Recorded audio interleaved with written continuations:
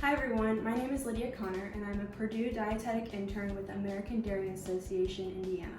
Today we'll be making a really simple and easy recipe that's just perfect for transitioning into fall. It's called a cheesy apple tart. This recipe was inspired by a recipe I found on the US Dairy website. That recipe used panini bread. I couldn't find panini bread, so instead I'm using crescent rolls.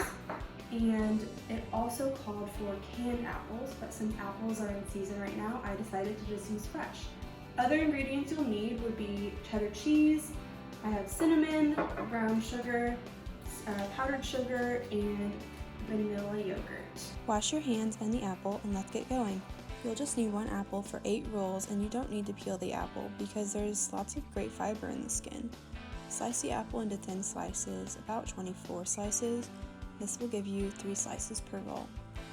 Throw them into a mixing bowl and add 2 tablespoons of packed brown sugar and 1 teaspoon of cinnamon. Mix it all together until the brown sugar and cinnamon is sticking to the apple slices and they are coated evenly.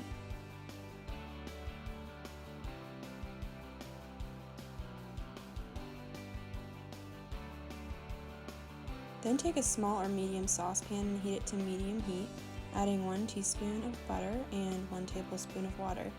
Add the apples and let them cook, stirring occasionally until they become more tender. They don't have to be completely soft since they will be going in the oven as well.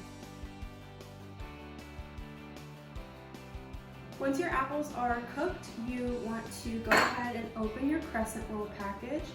And this is an 8-serving package.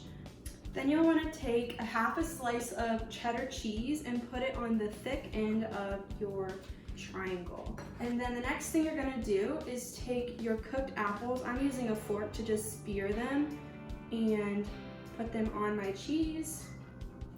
So I put about 2 slices on each. You can put like another one if some of the slices are smaller. And then from there you'll just want to start rolling these up gently. Keep it all secure. And then next you'll want to put these in a preheated oven that's at 350 degrees for about 12 minutes. While your crescent rolls are in the oven, you can go ahead and start making your glaze, which is a half a cup of our low-fat vanilla yogurt with about a tablespoon of powdered sugar. And then you just want to mix that together to create the glaze.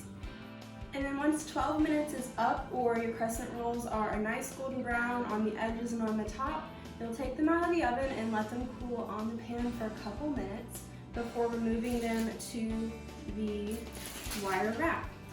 You'll want to let them cool for a bit longer before putting the glaze on, but one trick that I've learned over the years is to place a plate under your wire rack if you're going to be putting any type of glaze on it. That way you can kind of evenly distribute the glaze without making a huge mess under your wire rack.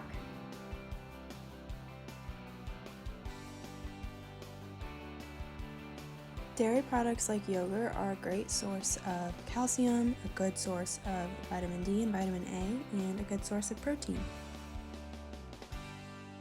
Once you have added your glaze, you are all done and it's time to dig in. Let us know if you like this video and if you try the recipe by liking the video, commenting, subscribing, whatever it is that you would like to do to show your support, and we will see you next time. Bye!